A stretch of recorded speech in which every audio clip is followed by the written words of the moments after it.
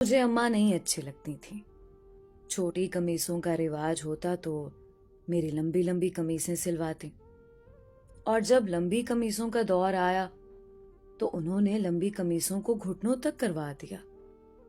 अच्छे से अच्छे कपड़ों का सत्यानाश कर देती थी। किसी फंक्शन में जाना हो तो लाख मिन्नतें कर लो, कभी लिपस्टिक तक लगाने नहीं दी। कहती थी जब दुल्हन बनोगी तो रूप नहीं आएगा। स्कूल से निकलकर कॉलेज आए तो कसकर हिजाब उड़ा दिया गया। कॉलेज में लड़कियां बाल खोले इतनी प्यारी लगती, और एक मैं अभी से बूढ़ी लगने लगी थी। अम्मा कस कस कर मेरी 2 चुटियां बनाती थीं। बारहा कहा, अम्मा 1 चुटिया बनाने दें, 2 का रिवाज नहीं है, और स्कार्फ के अंदर 2 चुटियों से मेरा चेहरा अच्छा नहीं लगता है। लेकिन अम्मा कहाँ मानने वाली थी। कॉलेज से बहुत अच्छे नंबरों से पास होकर यूनिवर्सिटी पहुंचे। सोचा अब मैं बड़ी हो गई हूं, यहां कुछ मनमानी करूंगी। लेकिन अम्मा ने यहां भी मेरी जान नहीं बख्शी, हद ही कर देती थी।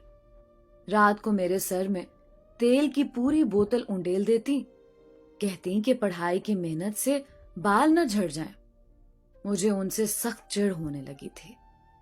मुझे अम्मा बिल्कुल भी अच्छी नहीं लगती थी। यूनिवर्सिटी में इतने अच्छे अच्छे ऊंचे स्टैंडर्ड के लड़के लड़कियां नजर आते थे। बहुत से लड़के और लड़कियों की जोड़ियां भी बनी हुई थीं। मगर मेरी तरफ मजाल है कि कोई मुतवज्जे भी हो जाए, क्योंकि मेरे सर से कड़वे तेल की भभक आती थी। एक लड़का था यूनिवर्सिटी में, ना जाने उस लड़के में क्या बात थी कि उसके इर्द गिर्द लड़कियों का जमे गफीर रहता था। मेरी भी ये ख्वाहिश होने लगी कि मैं उसकी दोस्त बन जाऊं, मगर वो तो मेरी तरफ देखता भी नहीं था। उस वक्त मेरी एक सहेली ने यह कहा कि देखो, याद रखना, तुम जैसी हो उसी तरह के लोग तुम्हें मिलेंगे। मैंने उस हकीकत को तस्लीम कर लिया और पूरी तरह पढ़ाई में मसरूफ हो गई।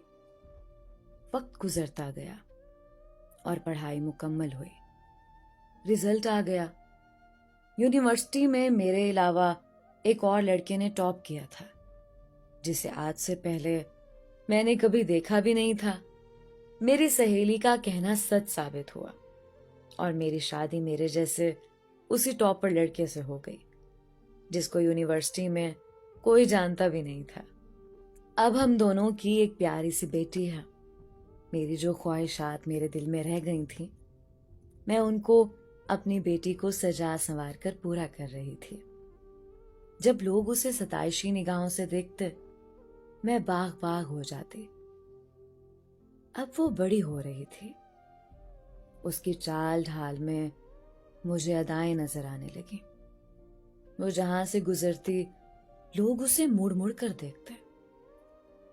पर मुझे अब ये सब अच्छा नहीं लगता था, बल्कि सच पूछें तो बहुत बुरा लगता है। मैं नहीं चाहती कि उसे कोई भी ऐसी निगाहों से देखे। आज मुझे शिद्दत से अम्मा याद आ रही है, और मुझे अम्मा की वो पाबंदियां भी याद आ रही है, जिनकी वजह से वो मुझे बुरी लगा करती थी। आज मुझे उनकी अपने ऊपर लगाई हुई पाबंदियों पर फख्र महसूस हो रहा है। अब अम्मा मुझे बहुत अच्छी लग रही है। मैंने अपनी बेटी को अभी अपने पास बुलाया है, उसे जिंदगी का यही राज समझाने के लिए कि बाज मामलात में माओं की तरफ से पाबंदियां बच्चियों के वकार और इज्जत में इजाफा करती हैं और उन्हें सुरखरू करती हैं। अपने बच्चे बच्चियों को अच्छी तालीम के साथ अच्छी तरबियत भी दें, ताकि वो पर्दे को अपनी इज्जत और वकार समझें, ना कि कैद। अल्लाह पाक सब माओं को अपने बच्चे बच्चियों को अच्छी और दीनी तालीम और तरबियत देने की ज़्यादा से ज़्यादा तौफीक अता फरमाए। आमीन या रब्बुल आलमीन।